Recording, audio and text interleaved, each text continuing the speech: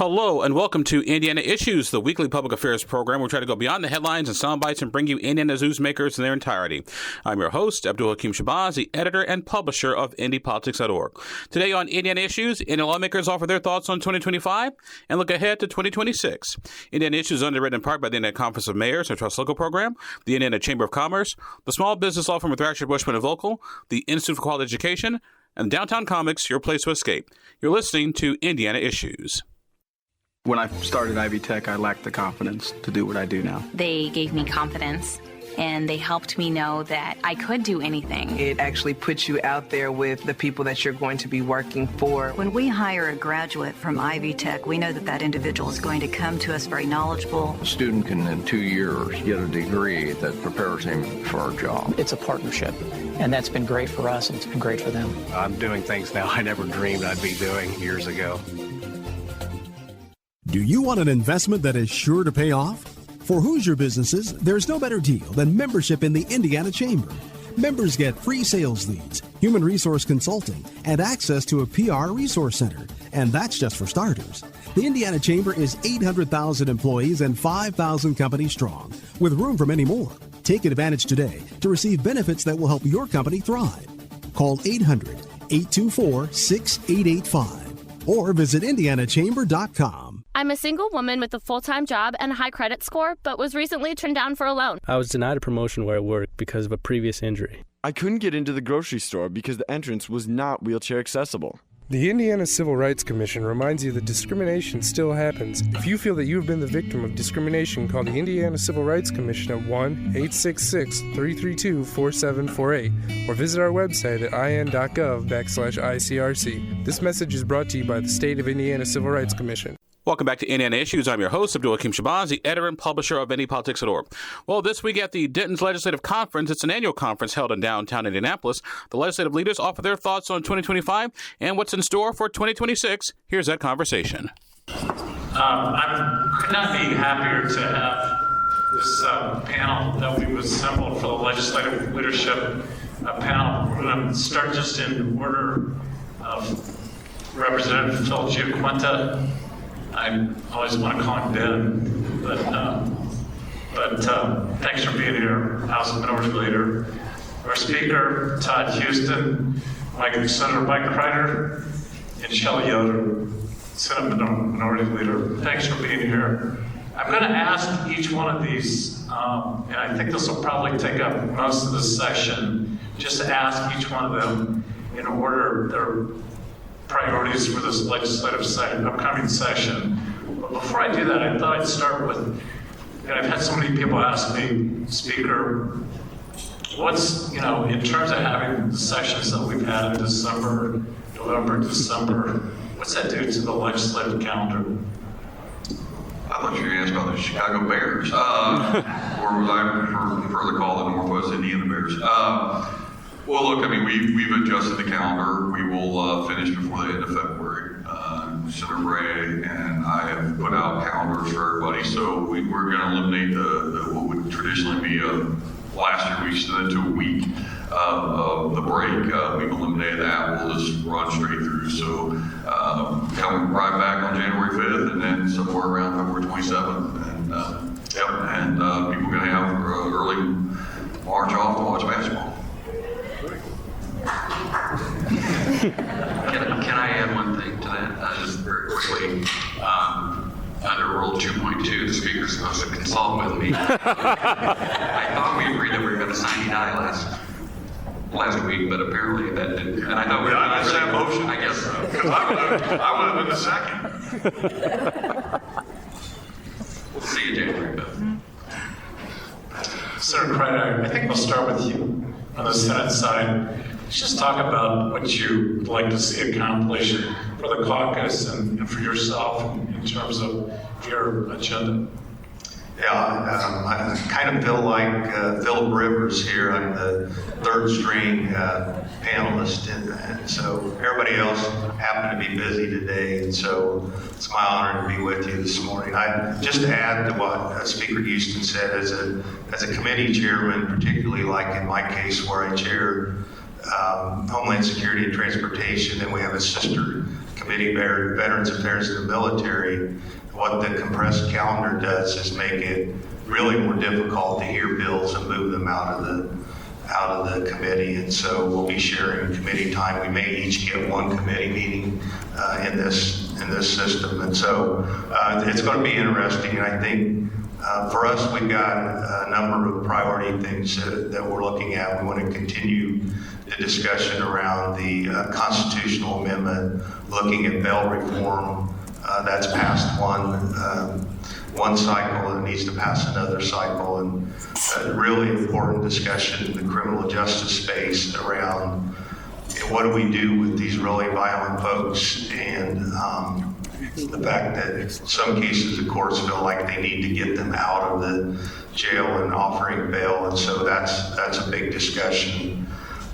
What I think will be Senate Bill 1 will look at aligning Indiana statutes with what passed at the federal level around reform around SNAP and Medicaid and the big beautiful bill. And so we'll have a pretty robust discussion about that, I'm sure. Some of the work requirements and other things that the federal government codified. And so I'm not in the position that the Speaker and the other folks are to see every bill that's coming through. I think, we typically have a large number of bills that are filed. I think really the number one limiting factor this session is going to be how much time do we have to even effectively move bills. And so it's going to be a fascinating time, I think. Thank you. I am excited about starting the 2026 session, and appreciate everyone being here. The Indiana Senate Democrats are going to be laser focused on issues of affordability. While costs keep continuing to rise, what isn't rising is the incomes of Hoosiers, and we're hearing it pretty much every corner throughout Indiana. And they will have 4 pillars. Our utility bills, we want to really make sure that Hoosiers aren't surprised with any rate hikes. It's very impossible to budget when at any point in time Hoosiers are seeing these spikes in utility bills. The other area is housing. What can we do in the space of housing to make sure housing is affordable, whether that's a mortgage or rent?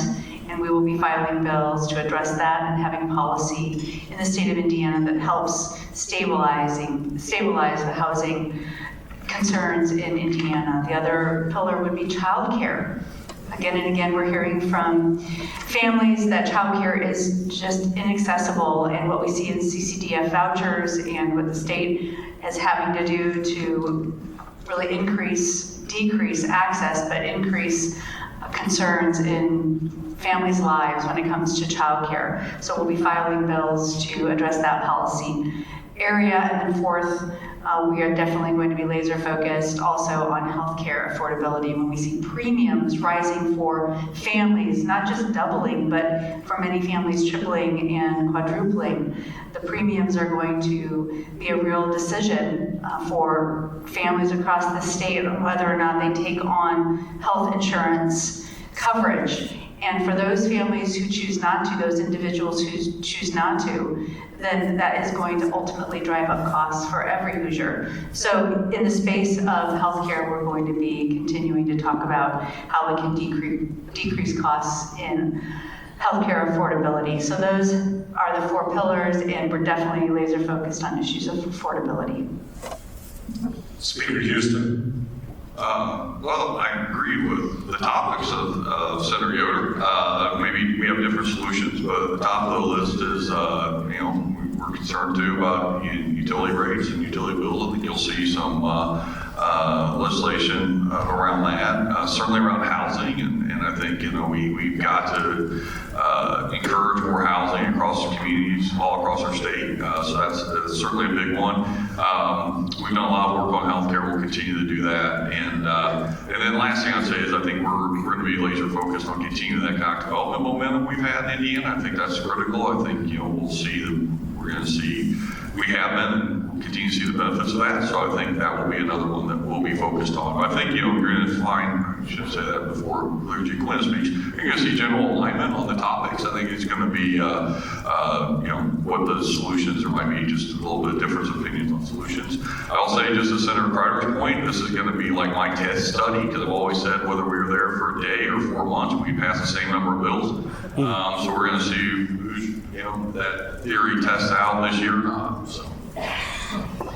Thank you. And just sort of echo to what Senator Yoder was saying, despite what we heard last night on TV, which interrupted Survivor I was watching, but we do have an affordability problem in the country and in Indiana, and I think we should take it seriously. We talk about housing, for example. What the average first-time home buyer now, I think, is getting close to 40 years old. First-time home buyer, so that's something. And there's a couple suggested solutions out there. Dan Chester has an idea with regards to sort of similar to like a 529 savings account where folks can contribute, and tax breaks contribute to an account so that their young child is now at the age where they're looking to buy a home. They'll have some money there to do that. There's another interesting bill I think Representative Harris would like to figure out. We got a lot of these out-of-town, out-of-state, I should say, folks that come in and buy properties, and not really sure exactly what all they're doing. I mean, we don't mind if they're making improvements, but is it just to buy them up and rent them and not take care of them? I don't know. So I think his idea was to tax them, use that money from taxing out of state folks coming in and buying up real estate, and use that money to give out low interest loans. As far as utilities go, I know there's some ideas regarding the elimination of the 7% sales tax on utilities. We've talked a little bit about economies of scale, things like that, and I think of what the city of Fort Wayne can do. We're a larger city than obviously the smaller ones around the state. We have the ability to do some things that help keep our water rates in check. We're small towns, can't really do that. So I think we should really think about looking at consolidation. Some of these areas, I don't know exactly how that would look like. Representatives from those towns can have an appointment to a board or something like that, so that they don't feel like they're not having input. But they can't. Their rates are much higher than ours because they have the same number of infrastructure pipes and things like that they have to maintain. But unfortunately, they don't have the things that are moving in. The bigger, we have General Motors, for example, Fort Wayne uses a lot of water, so that's able to help us. So we're happy about things like that. Healthcare, obviously, we want to do all we can to protect Hoosiers from skyrocketing insurance premiums. I think we've done a lot in the hospital space over the last couple sessions. A lot of the hospitals, I think, are putting good foot forward. They're trying to do all they can to reduce their costs. So it's really time to take a look at insurance companies. And I know that we've got some legislation thinking about doing where we let the insurance commissioner cap rates based on affordability issues. And of course, child care is something that we've talked about and really need to do something there. I mean, it's just been talked about too much. It's just been very expensive. There's some language with regards to tri-share where an employer would help cover some of the costs. They would get a tax credit, cover some of the costs with the assistance that child care makes the employee happy. It would make the child care centers do much better and survive because they are closing. I had one close up in my district, announced that last week. So that's certainly becoming a real issue out there. So we can talk a little bit more about those things, I guess, more detail. But those are some of the four things that we'll be focusing on. Toga, I want to just say that. I want to be careful because I think we all agree we want to work on the affordability aspect. I think we should remember who caused the affordability issue. That was government. So I'm not sure government's going to solve that issue. I mean, the fact that the amount of money that's poured into the system grows inflation, the regulation, strangulation that's created, the higher energy costs, the fact that we don't have enough child care providers, the fact that we don't have enough housing. all created by government. So I'm not sure I want to rush government in to think that's the perfect solution to it. Second thing I'm glad that Chief Quinn mentioned, I failed to mention, I really do hope that we can make progress on local government modernization. I think we've talked a lot about it through the years. I am not suggesting we're going to, eliminate township government or anything to that extent. But I think we need to make some steps forward on that. It's a big priority for me personally, for my own peace of mind. In Sandy, that we at least make a step forward in that. I'm glad Clear Chief couldn't mention that. I think it'll be a partnership with our friends in local government on how best to do that. Well, let's pursue that. What would that look like in terms of modernization? I mean, townships would, I assume, have to be part of the equation, right? Yeah, I think townships are part of the equation. I think we're having some really good conversations with those folks about where township government is needed, and frankly, places where there's very few or little services are being provided. I think we're having conversations, really important conversations around fire, and again, by fire service and what that looks like, working together to figure out what that looks like. We also have this insane number of entities that are non-elected bodies that can raise taxes. And as we hear, I think you can't talk about any of this without talking about people's concerns about their property taxes. Is we need this level of amount of government, and we certainly should have government in which, if you're going to raise taxes, that there's elected representation on it. So again, looking at all that, I want to set expectations. This isn't going to be revolutionary by any stretch of imagination. I think it's more incremental. But I think we have an opportunity. We're having really good conversations with folks about doing this in the right way across the state, and just begin to make some progress on that. Because again, when we talk about things that people care about, they don't want to see major spikes in their property tax bills and those types of things. And I think there's an opportunity to find some, again, modernization, nothing revolutionary, but stuff that moves the ball forward. So, Representative Giaquina, are you supportive of that kind of initiative? Yeah, well, I devil's in the details, as always. There's not a blank check for support.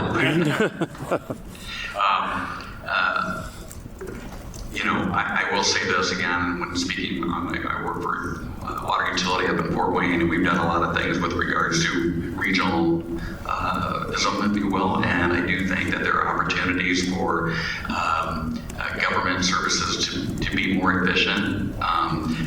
Sometimes it probably takes a little nudging from us, the legislature, but as we're looking for ways to cut costs, be more efficient, I'm sure there are things out there now.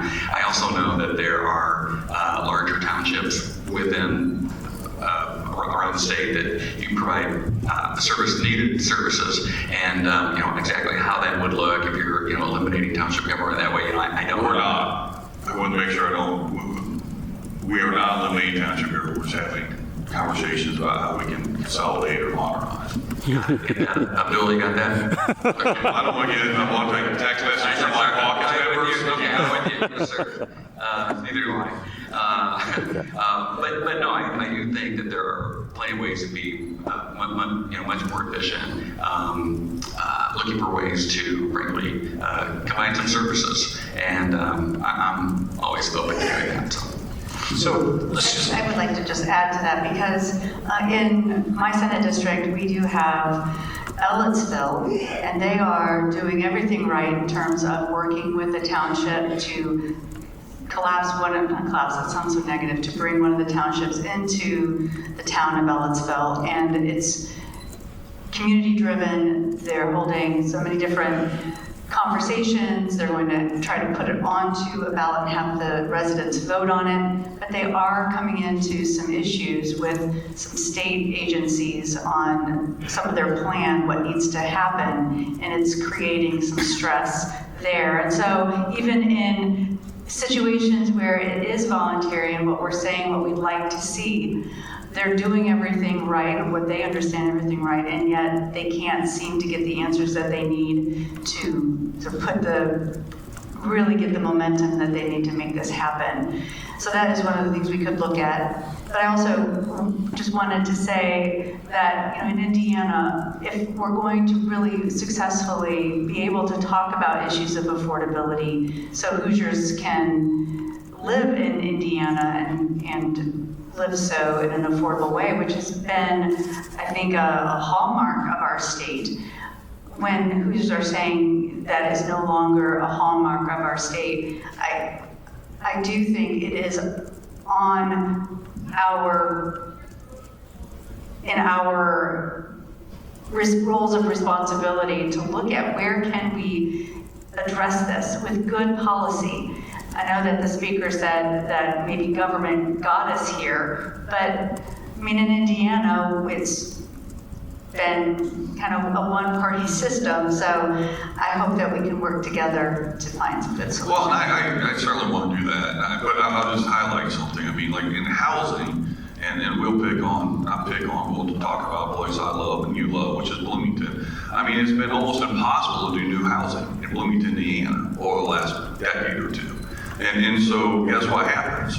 You constrain supply, prices go up, and then people say, well, it's an affordability problem. Well, the affordability problem was caused by a lack of supply created by people not wanting to build new housing. And I think that's the type of stuff that it's a really challenging conversation for all of us because, we are a local control state. We want to find that right balance. But I think that's when I say, when government sometimes can be the solution to this by thinking about how do we encourage and create more types of housing and I think most importantly, Phil has Leadership Quinn has a perfect staff. Think about this, the first time home buyer in our country is 40 years old. That is a massive problem. As those of us, I've got 25-year-old and 23-year-old kids, how do they get in their first home, building equity, those types of things? We should all be concerned about that. And I think it's partnering with together, all of us, along with our local government partners, to figure out how we do that in a responsible way. We'll move to Bloomington because there's a new neighborhood coming called Hopewell. There's a new neighborhood. It's going to be it's not a housing subdivision. This is a neighborhood where the old hospital in Bloomington, it's going to have affordable homes. That I think this is an exciting partnership, both with the city of Bloomington, working together with our developers, with our community partners in Monroe County to create a space that is going to address that. So it is exciting. So I hope they move to Bloomington. I hope they do a lot more. It's now a football town. That's right. We're surprising people left and right. Let's talk about, when it comes to affordability, let's talk about utilities, just in terms of specifics. I heard Representative Chief wanted to talk about, one of you mentioned the sales tax. What else when it comes to utilities? In terms of specific proposals? Senator Kreider? So I think one of the benefits we've had over the last several years is Senator Cook and Representative Soliday have had a great working relationship and have been digging into this deeply. I think along with affordability, I think we have to continue to focus on availability because we're a intensive manufacturing state and we can't afford to have some of the situations you've seen in other states where they have brownouts and other things that interrupt production lines. And so, there's a good, robust discussion around SMRs and other generation type devices that are out there. I think we've done a fairly good job trying to attract alternative energy, although siting continues to be a challenge. In my community, there have been a couple of data centers that have been proposed in one energy production facility that's on the books, and the challenges with working with the communities are still pretty intense. And so I think it's a big discussion. The affordability, Indiana remains one of the better states to do business in because of the affordability. And it just depends on which side of the discussion you're on, whether you view that as true or not. And so I don't really know exactly what's on the books for this particular session coming up, but I think we've done the homework and the legwork trying to figure out kind of what's next. And I think one of the opportunities is that the governor just appointed 3 new commissioners to IURC, which are going to bring a new lens. One of those commissioners is one of my colleagues in my caucus, Senator Zay. And so, I mean, I'm hopeful that fresh set of eyes on the discussion will consider both of those factors, availability and affordability, as they do their work. I know it's an issue for a lot of folks, and it deserves the attention I think that it's getting. So what about data centers? It seems like we in terms of media, there's no issue that we read about more than data centers. And do you see any action, any attempted action in this session in terms of local regulation? Okay, can I take one step back and I'll take the data center question real quick. So to Senator Crider's point, and I will be fair, I think Representative Cook, Senator Cook, I didn't mean to promote Eric, and Representative Solomon, and Representative Pierce and others have done a really good job of positioning Indiana really well on utility policy. We have places where we agree to disagree, but I think we've created a really good landscape. I think we're all concerned about rates. I think we'll have a bill that deals with performance-based rate making, and I think I'm a little sensitive about the conversation about taking away the sales tax, only because at the very moment you take away that sales tax, my friends will want to spend government money somewhere else, and so you're kind of creating a twofold problem. But look, I think to go to data centers for a second is part of a broader conversation about all this. I mean, the fact of the matter is, if you want to have lower property taxes and you want to have lower utility costs and energy costs, you're better served to have economic development. A lot of the economic development in this case, whether it be a data center or whether it be a large power user or a large water user, like Leargy Quinn was mentioning earlier, that's beneficial to everyone around you. I mean, right now, those companies, through our legislation, particularly in energy, are paying a disproportionate share of that. And that cost is being absorbed by that entity. And then, so that all those transmission costs and the other costs are not amortized across all the other ratepayers. I think that's been lost in this conversation. It's been frustrating for me. I think Leargy Quinn does a great job talking about the water conversation, because I think the water conversation is that exact same thing. They pay for the infrastructure. That infrastructure then that cost doesn't need to be amortized across other ratepayers. The more volume you have,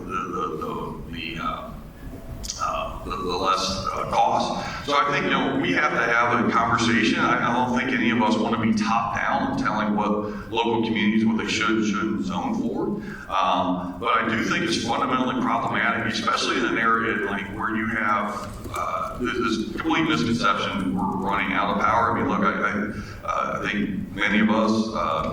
And I kind of run into some challenges, frankly, of some good folks in my party. Look, I'm for more siting. I'm for more renewables. I'm for more all types of energy, as Senator Crider mentioned, SMRs. We need to have energy production because energy production is going to be needed, because what we have right now is high intensity energy usage. Indiana is positioned extraordinarily well to take advantage of that from an economic development standpoint. We need to get our partners in local government. We need to help our citizens understand why that's good for them. And that is a top-down approach. It has to be a collaborative approach among all of us. But we can't miss this opportunity. Like I tell people all the time, I'm like, first it's a national security thing, because we can either have these data centers in the United States or they can be in China. Frankly, I'd much rather have the United States. If they're going to be in the United States, I'd rather have the economic development here in the state of Indiana. And again, I remind people when they talk to me, if you're concerned about utility costs, if you're concerned about property taxes, these are the exact type of programs that are going to reduce both of those. And we need your support in being aggressively promoting them. So that's kind of my spiel on the topic. Phil, you want to talk about utilities? Are you hosting the panel now? Yeah, happy to. I will say this. I wrote this down, and we gave we give data centers a tax break, I think, is right? Sales tax exemption. So why can't we do that for our consumers? In fact, I'd be happy to, negotiate that amount if you want to, as far as, going forward, what's the tax exemption going to be for future data centers? Because they're going to be popping up all over the country, including also in Indiana. The data center up in Allen County, I mentioned that we have, they're going to use a lot of water, to use more, but we have plenty of water for them to use. And it reminds me of the water situation over to the leap, where maybe there wasn't enough transparency right up at the beginning to let those folks know, the citizens know over there, what the project was, how much water they're going to use, and all those things. I feel like the same thing is happening with data centers. People aren't sure where is the necessary power and energy is going to come from, and how much is that what's driving up our cost. Because there's a lot of things that are happening with our phones and all those things, all the data that everyone's using these days. And so it's not going to be a surprise to me that there's going to be more data centers popping up, not just in Indiana, but all over the place. And so I think we need to be more transparent for folks, because we're just so that they have the answers to their questions, so they know what's happening. And then is there a way to, as data centers continue to look to use more and more energy, what can we do to help that's going to help them and then help us lower our costs? So on that, Phil, is it right that the Google data center, you always hear they're a big water user, but less than 10% of water turns into steam. The rest is recycled and put downstream, correct? Yeah. So I mean, again, the conversation being, oh my gosh, we don't have enough water. In truth, most of the water is just being recycled out. It's used for cooling. Some of it comes into steam. The rest of it is just pushed downstream. Well, I think the challenge is I'm a natural resources guy, and I think we don't really know what our aquifers can withstand currently, and so we I think need more monitoring wells, and we need to stress those aquifers and see what they can actually stand, so we know exactly where you can site one of these things where it doesn't create a problem. They did some testing in my county as they were discussing a data center, and as they stressed the aquifer, the neighborhoods started having problems with their water supply. And so, I mean, I think it's a big discussion. We need to go into this and understand that Indiana has a lot of water. We don't necessarily have the water where we really need it in some cases. And so I'm hopeful as we continue this discussion, all the players in the room will do what they can to make sure that that we're doing some things. I would like to see us build some more reservoirs and having hydroelectric dams and things that is a really reliable source of energy. May not be a big producer, but certainly the reservoirs provide all kinds of other opportunities, recreational and otherwise. And so, I mean, we've had some of this discussion when I first was elected. We were doing it through the Indiana Chamber, and kind of that project died off. I don't know that anybody really ever followed through, but I think it's important for us to know exactly what happens. And if you do put 90% of the water back into the environment, does that go back into the aquifer, or does it run off someplace else? And so there's a lot of variables and things, and I think, if we do this right, we can with certainty tell industry, the folks that want to locate in certain areas, yeah, this works, it'll work well for you. And so I know, at least for some of my colleagues that were around the Lafayette area, it's a big deal when they start talking about piping a lot of water down to the Leap District. And so I'm just hopeful that we'll continue to have really robust discussion and a lot of collaboration as we look at what we're going to do statewide as a matter of policy. Senator. Thank you. I think what we're seeing again and again with different communities is over the course of history, Hoosiers have wanted access to jobs and opportunity, but unfortunately, some of the promises have not kept up. So to the point of transparency, that's really going to be critical for our communities to be able to know that what really is happening and can we trust? It's an issue of trust with some of these large, especially technology companies coming in our communities. Building that trust is going to be so important, and it will be the role of their electeds to make sure they're asking all of those questions. When it comes to the concerns about utility rates, I know that the Senate Dems are working hard in very clear-cut ways.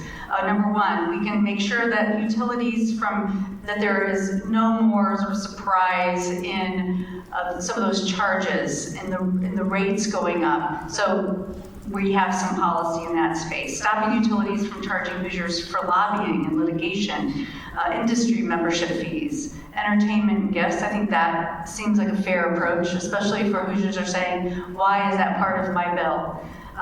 Secondly, requiring full plain language billing transparency so customers can clearly see what they're paying for. Again, speaking to the issue of transparency and building trust in Indiana. Defining affordability in statute by establishing a guideline that low to middle income households should not have to pay more than 6% of their annual income on energy utilities. Ending summer shutoffs.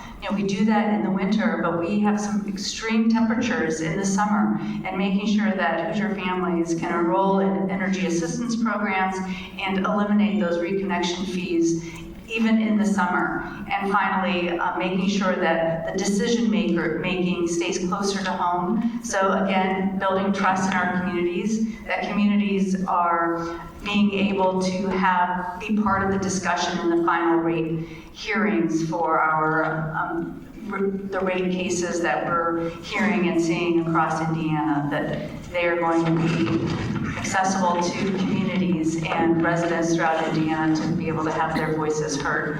So again, it's trust building, it's transparency, and again, accountability. Yeah, I totally agree with so much of again, we disagree on the solution to what Senator Yoder just said about transparency. I think one of the things that's been frustrating about the entire conversation is just in the last 2 years, there's been 2 major studies on water.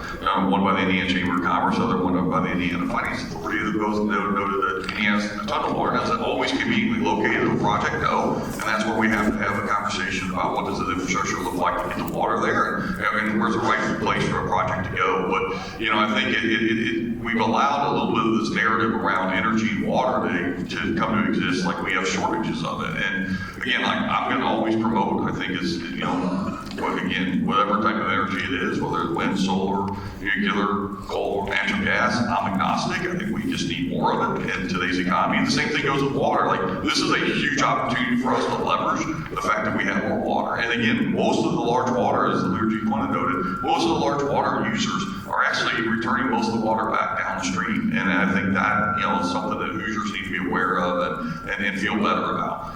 And by the way, the best byproduct of it all, as the leader would note, is that it's going to keep your utility rates low. So, in a broader sense, if you were advising Governor Braun on economic development policy, just in a broad sense, I'm just interested in what your advice would be. Let's start with Representative Giaquino. Repeat the question. Well, in terms of his economic development policy, right? What would you advise him in terms of what direction should we go on economic development? It seemed to me that watching the prior governor, that we had such a keen sense of direction of economic development, right? Which was Brad Chambers, let's go attract the largest companies. I'm just curious about your advice to the governor in terms of what you think his direction should be. Well, I know that as far as IEDC goes, I think there's been I think the legislature in fact was very interested in more oversight there with the past administration. So I think the governor's probably done the right thing by moving toward more oversight with IEDC. I happen to also be one that's very interested in economic development. I've watched how the city of Fort Wayne over the years has taken advantage of the capital improvement board that they have funded by the sales tax, and it's this last money in, if you will, to get some things done. And I do believe that when you start economic development with one thing, it leads to others, and all of a sudden the city's growing. So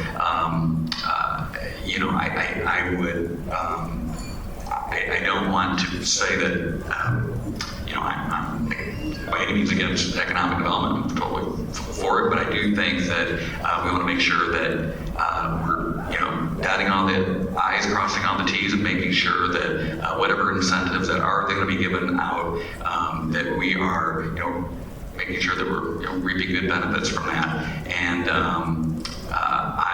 I do know that a lot of times in the legislature, when it comes to SMRs and these type of things, that we tend to, I want to always make sure that we're keeping the consumers in mind. And I want to make sure that while some of these type of projects are important, these companies can also chip in a little bit more. When we talk about data centers, Google and others, they're big enough that they can contribute more to the projects and things like that. And so, and that's why I'm always going to be on the side, of the consumer. I've had this conversation a few times with Governor Braun. I'll tell you what I've told him. See the gas pedal on the right? Step on it hard. You shot into this. Look, I just think you have to be aggressive. We live in a world where passivity is a massive problem, and you've got to be aggressive. And I think you can do it in a smart, reasonable way. We have to do a better job of explaining. I think you're going to see, preview a little bit, go read the revenue forecast this afternoon. I think you're going to find the benefits of economic growth are found in that the economic growth strategy really, really matters. And we have to continue to be aggressive. We have a lot to sell here. We have a great economic environment. We have a very good workforce environment. When you go talk to companies, they highlight all the good things taking place in Indiana. We have got to be aggressive. Now we have to bring our local partners and our citizens along with us. We can't be in a way that they aren't comfortable with. And in fairness, we've been out ahead of them on some things, and that's our challenge that we have to be better at. But the state has to lead. And I've sat and I think all of us probably served in local government. Change is hard. Change is hard. Toby, you had a meeting last night. Change is hard. And the fact of the matter is that, we have to, sometimes you got to lead and say, look, this is the right thing to do for our community, for our state. I really believe we do three things exceptionally well in Indiana. Phil's heard this 100 times we started it, but we make things well, we grow things well, we host people well, right? We have to lean into those three things. We have to do those three things exceptionally well. We have to build communities that see that. And economic development is a key portion of that. We can do agriculture. We are an unbelievably great agricultural state. I'm so proud of our agricultural communities. It's really the backbone of our state. You are not in economic development trading one for the other. And I think we've got to get out of that, some of that mindset thought, because I think they can partner. And I think, the most obvious example of that is when you talk to the agricultural community, as they think about how they use their land for things like renewables. Again, that's an economic development strategy that I think we just have to do a better job of communicating. Toby, just add one thing if I could. Economic development, it's a lot of things. But one thing I do want to add is we want to make sure that we have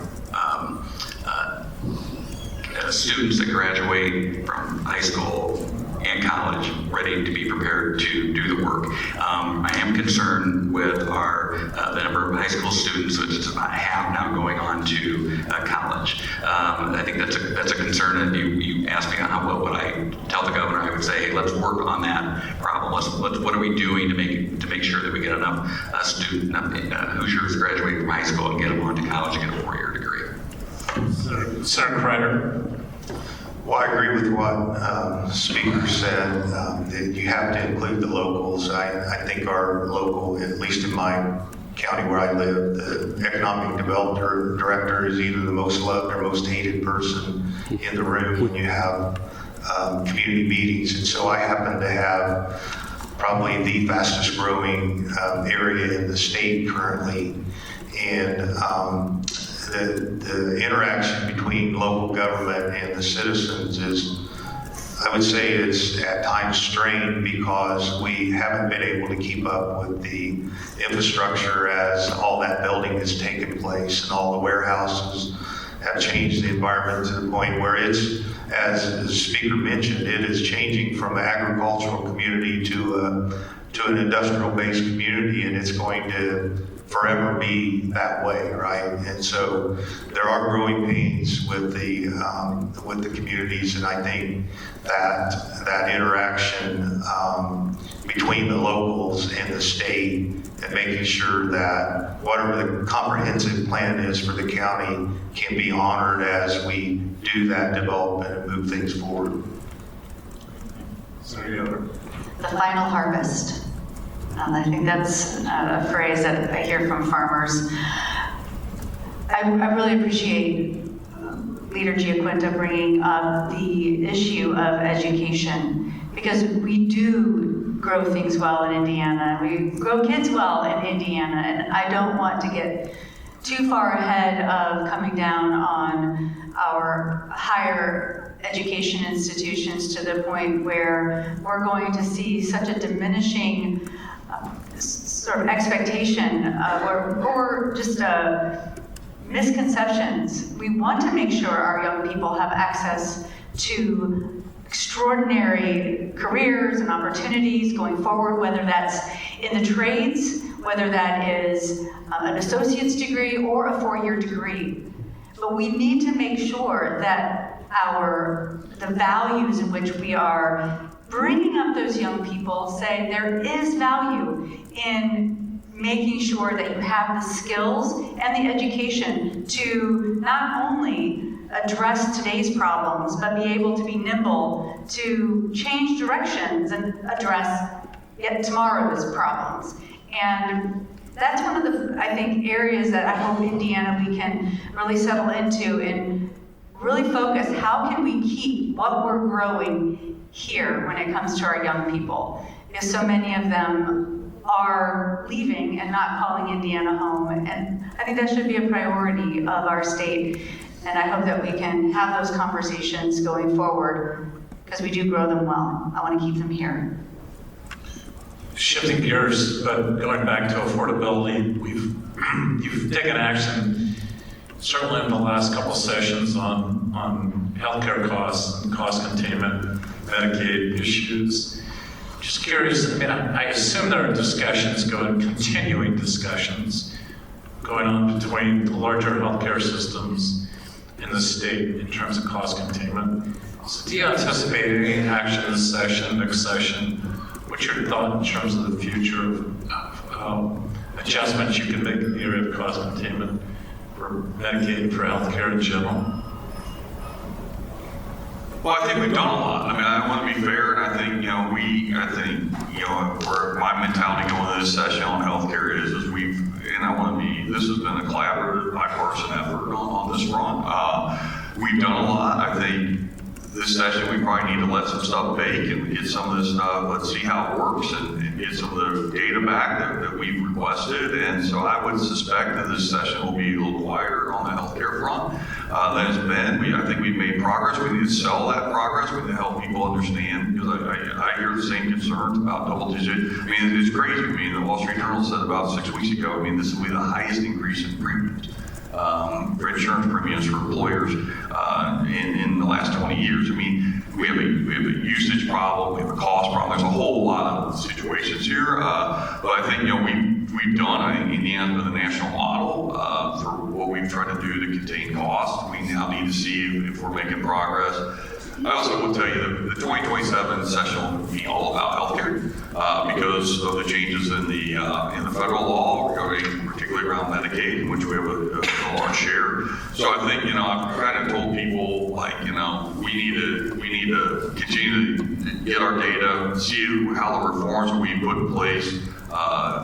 I think you'll see today some of the reforms that we put in place are already taking effect. You'll see that announced there today. But But we need to do that because next year, 2027, is game on healthcare policy, and you know, I think we're all going to have to be on our A game to figure out, again, is the appropriate responsibility is shifted from the federal to the state level in regards to Medicaid in particular. How we respond to that, how we support Hoosiers will be critical. Senator Crider. Well, I serve on the Appropriations Committee. I think that's probably the number one thing that we're trying to figure out. I don't know how anybody can look at the growth and say that that's sustainable. And so the question is, how do we create a solution that does not essentially kill all of our availability of healthcare? And I hear a lot from hospital CEOs around the state.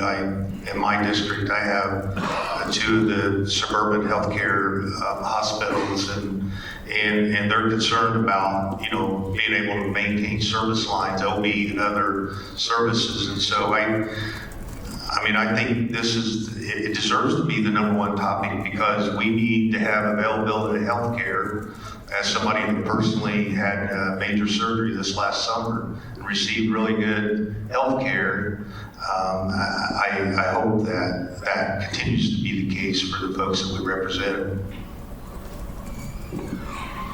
I look forward to 2027, but part of that conversation, we really do need to have the insurers at the table. We need to start addressing how we can pull down those costs by bringing the insurers into the fold. We've done a great deal of work when it comes to addressing it from a hospital standpoint, but at the end of every session for the last 3 years, it's been the same critique, and that is, where have the insurance companies been?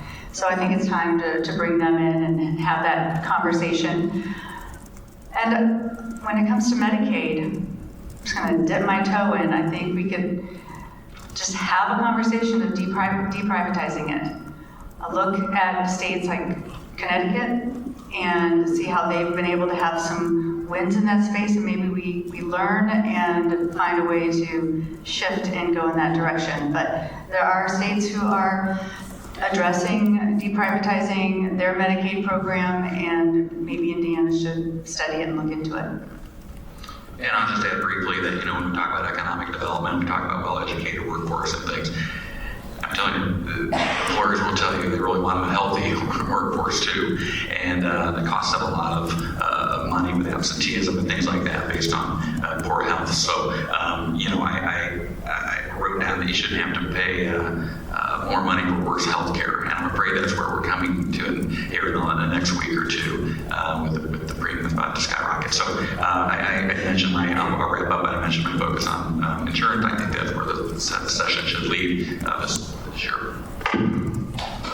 Representative Giancana, this is a question directed to you primarily.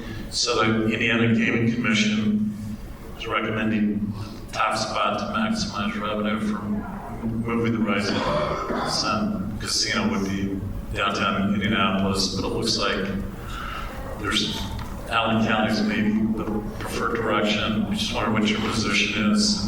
Is it Senate Bill 70, I think, or something like that? That doesn't make any difference. I just wonder what your position is on this issue. Yeah, I heard about this. So there's two bills. There's a Senate bill. You've heard about it? Is that what you said? Someone mentioned about a casino potentially moving. There's nothing more fun in the legislature than working on gaming legislation. So obviously we've got this report with regards to, you know, Indianapolis or Fort Wayne, Allen County, Northeast Indiana. You know, I would prefer, of course, as a Fort Wayne representative, it to be in Fort Wayne. You know, we'll see where it goes. There's going to be some, certainly a lot of details that need to be worked out with regards to questions of transferring a license, creating a new license that gives an opportunity to put up for bid. So I'll be anxious to hear what folks have to say. Obviously, the question of a referendum, things like that. So I will say this, and I've said this before, that the riverboats left the docks a long time ago. And so once you start down that road or river or whatever with gaming, starting with the lottery and now where we are today, the idea that we shouldn't be doing, more gaming. We're in the gaming business. That's just the way it goes. And so a lot of us will see this license as a state asset. And so we want to make sure that we're getting the most money from our this asset that we can. And so it's really, I will obviously be anxiously waiting and reading the bills. I've had conversations with Representative Snow, who's going to be the House author, and I think he's up to a pretty good start from what I can see with the discussions in the committee. So, we'll just have to see where it goes. Yeah, I think Senator Freeman has a bill also to cite it in Indianapolis. So I represent the horse track and shoulder bill, and I know that we built a really incredible horse racing industry around gaming as well. And I would hate to see whatever move happens negatively impact that industry. I mean, it's the Purdue Vet School, all the things that are located around Shelbyville related to that horse racing industry, and the trainers and the farms that are located in my district, all the workforce and things that's involved. And so it's a big discussion. And I still remember I filed a bill several years ago. I was fairly new in the legislature to move up the live table gaming, and the look on Senator Kinley's face when he called me in his office, about how this process was negotiated, bare knuckle fighting. And so there's a lot that's involved. I mean, a lot of folks don't realize that a percentage of the revenue from the horse racing tracks goes to French Lick and other places around the state. This is a big negotiation and a big deal. And I hope that we do it in a way that nobody is hurt, and we in fact realize the additional revenue that Representative Giovanna mentioned. I got to put some guardrails on this. Senator Kreider, you hit this. Look, I think we're happy to have a conversation about new licensure relocation. That will be the easiest conversation we'll have, but I think that's a conversation appropriate for this legislative session. What Senator Kreider just noted is this is extraordinarily complicated when you start talking about the dollars and cents of it all. Multiple communities being impacted. I think people think like the amount of money that comes from gaming is life-changing. It really isn't. I mean, a portion of the overall budget. Gaming policy should look like in my opinion, like every other policy. It's just about economic development, right? I mean, there's only so much disposable income. Like, let me begin with this. There's only so much disposable income. Gaming, the state might arguably care more about that because we're collecting more of it. We collect a higher percentage of taxation of that disposable income. There's still only so much disposable income. But I would much rather we should think about our gaming policy from an economic development standpoint.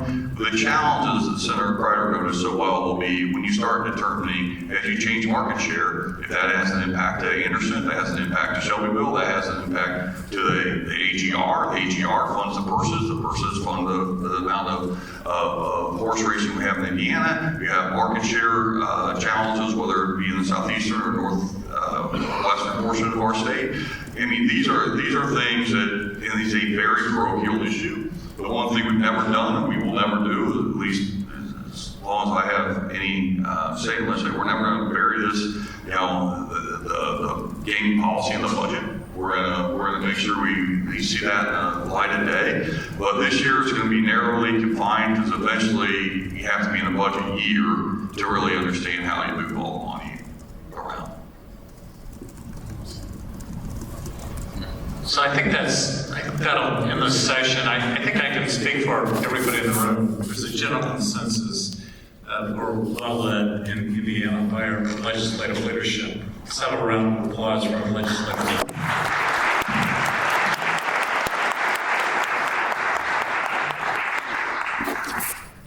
I'm Abdul-Hakim Shabazz, and you've been listening to Indiana Issues.